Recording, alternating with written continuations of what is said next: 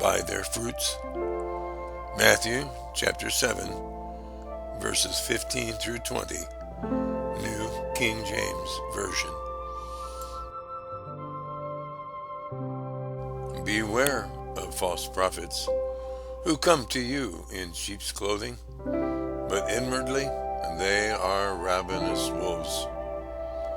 You will know them by their fruits. Do men gather grapes from thorn bushes, or figs from thistles?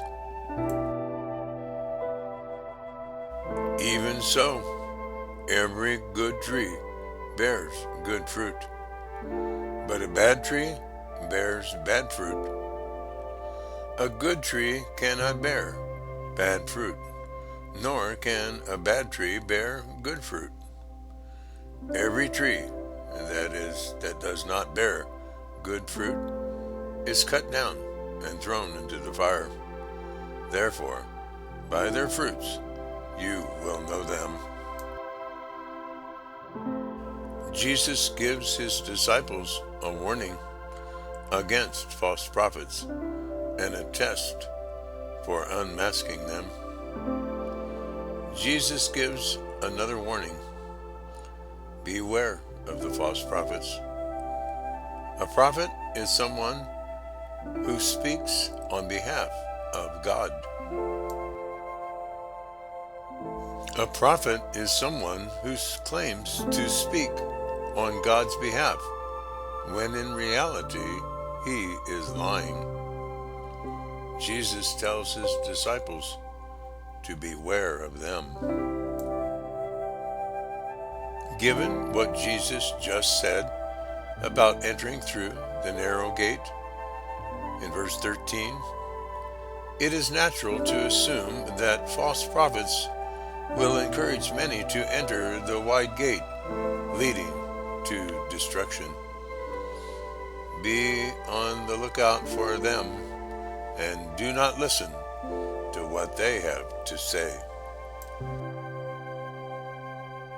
Jesus warns that these false prophets will appear innocent and harmless. They will come to you in sheep's clothing, but they are not harmless. Their appearance is deceptive, and their effect is deadly. Inwardly, they are ravenous wolves. These false prophets are looking to take advantage of you. They will destroy and consume your soul to get what they want. Don't let them. Jesus tells his disciples how to recognize false prophets.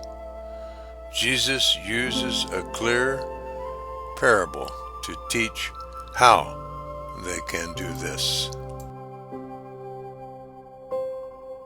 To recognize false prophets, his disciples will know them by their fruits. Fruits is a metaphor for their works or what they produce. It refers to what comes out of their lives. Christ then further explains the metaphor. Grapes are not gathered from thorn bushes, nor figs from thistles, are they? The rhetorical answer is no. Neither grapes nor figs come from thorn bushes or thistles. Grapes come from grapevines, and figs, well, they come from fig trees. Assuming this response, Jesus continues with a straightforward statement. So, every good tree bears good fruit, but the bad tree bears bad fruit. The good and the bad trees represent good and bad men, or more specifically, true prophets and false prophets. Good men and good prophets produce good fruits, good works. Bad men and false prophets produce bad fruit, bad works. Jesus then states the opposite of this truth. A good tree cannot produce bad fruit, nor can a bad tree produce good fruit. Even though false prophets appear like you, talk like you, pretend to be like you, they are not like you. How can you detect them? Pay attention to their works. You will know them by their fruits. If their works are bad, they do not represent God. Before ending, Jesus adds, "Every tree that does not bear good fruit is cut down and thrown into the fire."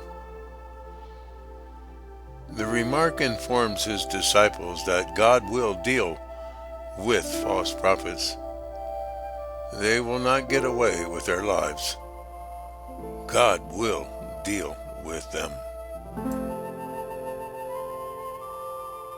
He will not allow them to spoil his orchard. He won't even let them continue to take up space within his gardens. He will cut them down and throw them into the fire of his judgment. Jesus closes the parable by repeating its primary point, which he began with. So then, you will know them by their fruits. This passage's purpose is to equip disciples with how to recognize and avoid false prophets and false teachers. The fruit test is given only in this context. Just a few verses earlier, Jesus explicitly condemned judging others. Matthew chapter 7 verses 1 through 5. Judge not, that ye be not judged. For with what judgment you judge, you will be judged. And with the measure you use, it will be measured back to you. And why do you look at the speck in your brother's eye, but do not consider the plank in your own eye? Or how can you say to your brother, let me remove the speck from your eye? And look, a plank is in your own eye. Hypocrite, first remove the plank from your own eye, and then you will see clearly to remove the speck from your brother's eye. He is not reversing himself here by saying, judge others.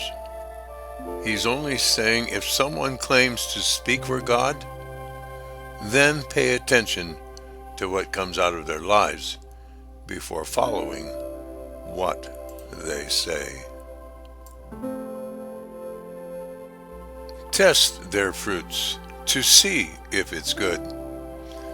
If it is rotten, then do not follow them into the fire of God's judgment. It is also important to remember that God himself is a consuming fire. Hebrews chapter 12 verse 29. And his judgment fire will apply to the deeds of believers at the judgment seat of Christ.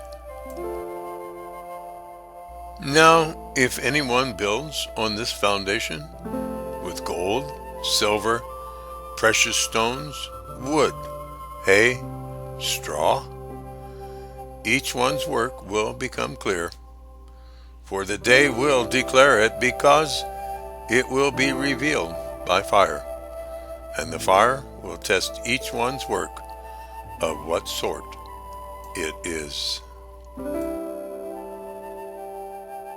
If anyone's work which he has built on it endures, he will receive a reward. If anyone's work is burned, he will suffer loss, though he himself will be saved, but only as through fire.